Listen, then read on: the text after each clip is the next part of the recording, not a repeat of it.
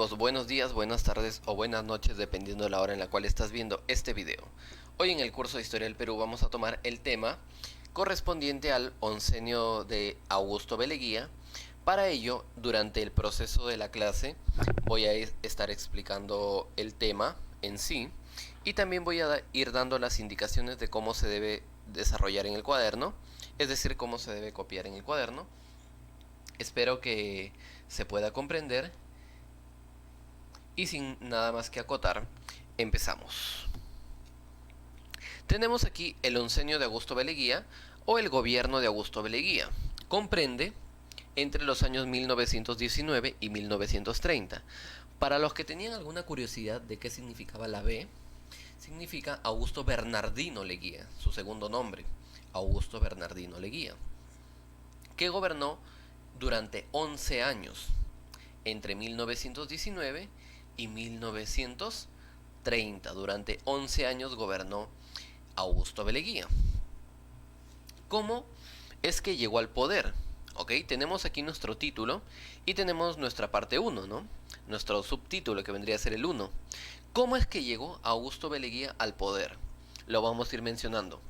Y esto también lo mencioné en la clase anterior que correspondía a la República Aristocrática. Habíamos mencionado que durante el gobierno de José Pardo, al final de su gobierno, ya casi finalizando, en el año de 1919 se convoca a elecciones para elegir al próximo presidente. En estas elecciones se presenta Leguía y se presenta también Antero Aspíllaga. En estas elecciones, virtualmente, o ya casi a boca de urna, el ganador era Leguía, pero Leguía decidió no esperar hasta el conteo general y dio un golpe de estado al presidente José Pardo. Con esto se proclama como nuevo presidente, iniciándose el régimen llamado Patria Nueva. Ese fue uno de sus principales lemas, Patria Nueva al Perú. En el inicio de sus funciones, el 24 de septiembre de 1919, teniendo como presidente de la Asamblea Nacional a Mariano Cornejo, decidió reformar con la Asamblea Nacional. Cuando formó la Asamblea Nacional, a cargo de Mariano Cornejo, decidió reformar la Constitución peruana. A esta reformación de la Constitución peruana, decidió reconocerse a él ya no como presidente por golpe de Estado, sino como presidente constitucional. Es decir, un presidente por golpe de Estado puede presentar cargos ante el Estado peruano. Es decir, puede ser sometido o puede ir preso, más claro, ¿no? Pero cuando ya se es presidente constitucional o presidente electo, estos cargos se remueven. Entonces, chicos, tenemos cómo llegó al poder mediante un golpe de Estado, pero luego, mediante la reformulación de la Constitución, la reforma de la Constitución, decidió nombrarse presidente constitucional del Perú. ¿Cómo fue su gobierno en general? ¿Cómo fue su gobierno en general? Durante los 11 años de gobierno, ¿cómo fue este gobierno? Vamos a ver. Su gobierno se caracterizó por principalmente desplazar los capitales británicos y dejar ingresar los capitales norteamericanos. Es decir, dejó de lado a la moneda británica y empezó a ingresar los dólares al Perú. Empezaron a desplegarse las inversiones británicas y dejó que las inversiones norteamericanas ingresaran al Perú. Esto generó una dependencia económica hacia Norteamérica. No solamente permitió que Norteamérica ingresara con sus inversiones, ingresara con sus capitales, sino también el gobierno de Leguía se caracteriza por la gran cantidad de préstamos que nos dio Norteamérica. Esto nos generó una dependencia económica, es decir, que nos endeudamos con Norteamérica. Un hecho bastante lamentable durante su gobierno, la dependencia económica a una potencia como Norteamérica. Una característica también importante que tiene que ver con la con el aspecto social, tiene que ver que dio importancia a la clase media. Recuerda que durante la República Aristocrática, la principal clase que estaba beneficiada era la clase alta. Durante el gobierno de Leguía se va a dar importancia a la clase media. A lo cual, al darle importancia a la clase media, se va a generar también un sistema de corrupción dentro del gobierno. Porque al prestar interés a la clase media va a quedar, digamos que en un estado cómodo, sin reclamos, lo que va a generar que el Estado peruano, al tener contenta a la clase media, va a empezar a hacer sus ciertos actos de corrupción dentro del Estado. Ok, entonces tenemos número 1, número 2. Esto lo copiamos tal cual está. Estoy tratando de colocar información concisa para que cuando lo copies a tu cuaderno quede todo claro. Ok, tratamos de colocarlo de amarillito, también lo subrayamos o lo colocamos de otro color para que se entienda que son los aspectos más importantes. Entonces tenemos aquí la primera parte después del título. Después del título va número 1 y número 2 tal cual. Y ahora vamos a ver los primeros aspectos que nos presenta en el libro, porque la próxima semana también tenemos Oncenio de Leguía parte 2. Ok, vamos a ver los primeros aspectos. Primero, la Constitución de 1920. Vamos a ver también los partidos políticos que aparecen durante el gobierno de Leguía. Y parte del aspecto económico que es bastante destacante dentro del gobierno de Leguía. Durante la Constitución de 1920 se dan algunos aspectos dentro de la Constitución, como por ejemplo la prolongación del mandato. Recuerda que antes se gobernaba durante 4 años. Leguía va a reformular esta cantidad de años y la va a cambiar de 4 a 5 años.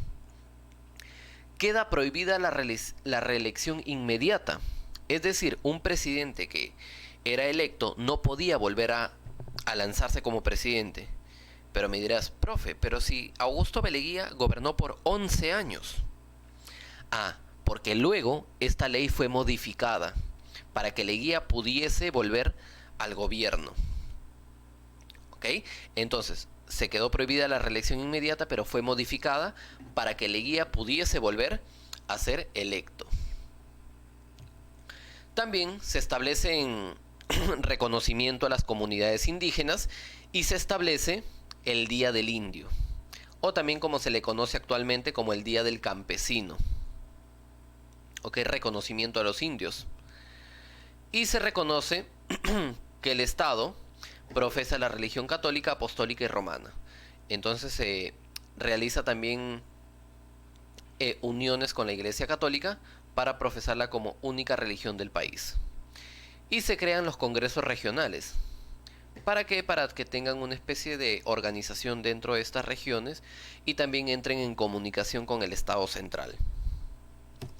En cuanto a los partidos políticos, vamos a ver nuevos planteamientos políticos y también sociales, ya que se fundan 2 nuevos partidos políticos en el Perú, y estos partidos se caracterizan por una cuestión muy importante, que viene a ser que son partidos de masas. Al decir partidos de masas, quiere decir que son partidos que apoyan a grandes sectores, a grandes masas poblacionales, como por ejemplo el Partido Socialista de José Carlos Mariátegui y el Partido Aprista de Víctor Raúl Haya de la Torre, ambos fundadores de los partidos mencionados, de partidos de masas. El Partido Socialista de José Carlos Mariátegui y el APRA de Víctor Raúl Haya de la Torre. Ok, si tienes duda, ¿qué significa APRA? Significa Alianza Partidaria Revolucionaria Americana. Alianza Partidaria Revolucionaria Americana.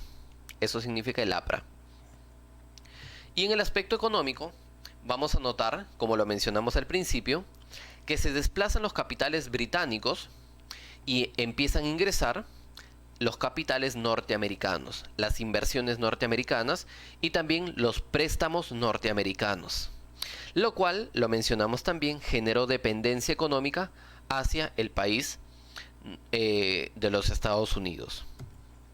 Aquí vamos a ver que los préstamos aumentaron de 25 millones a 221 millones en solamente 2 años. Es decir, se prestaron casi 200 millones de soles en solamente 10 años. Y esto nos generó una deuda con el país norteamericano. Hasta el día de hoy seguimos pagando deudas a muchos países. Se creó dentro del aspecto económico el Banco Central de Reserva del Perú y hubo un conflicto con la IPC, que significa la International Petroleum Company, sobre La Brea y Pariñas. Esta zona de La Brea y Pariñas tiene que ver con una zona donde se extraía petróleo. Empezó un conflicto con los Estados Unidos sobre la pertenencia y la propiedad para poder excavar en esas tierras. La International Petroleum Company demandó al Estado peruano. Nos fuimos a juicio en París, llegamos a ir hasta París. Nos hicieron una especie de juicio frente a la pertenencia y a la propiedad de estas tierras para poder extraer el petróleo, así como dice su propio nombre, ¿no? International Petroleum Company, en la cual en París se da el llamado laudo de París. Es decir, ¿cuál fue el acuerdo que se llegó? En que estas tierras le pertenecían a la International Petroleum Company. Es decir, nos ganaron el juicio. Y se da un nuevo arreglo con la Peruvian Corporation. Espero que recuerdes que nosotros hablamos en el segundo militarismo, hablamos sobre el contrato Grace, ¿verdad? ¿Te acuerdas? Y la firma del contrato Grace, y que nosotros le entregábamos los ferrocarriles a la Peruvian Corporation, ¿verdad? Y aquí, durante el gobierno de Leguía, se vuelve a firmar otro contrato con la Peruvian Corporation para que administre los ferrocarriles del Perú. Pero ya no era como en el contrato Grace durante cierta cantidad de años. Esta vez fue a perpetuidad, fue para siempre. Le entregábamos para siempre los ferrocarriles a la Peruvian Corporation. Entonces, chicos, no se olviden, esta parte también se copia tal cual, lo vemos allí, tal cual. Y no se olviden repasar el tema, ya que vamos a ir directo a las preguntas, del libro. Y bueno, con eso estamos cerrando la sesión de hoy. Nos vemos en la tarde, chicos. Cuídense, nos vemos. Chau, chau, chau, chau, chau, chau, chau, chau, chau, chau, chau, chau.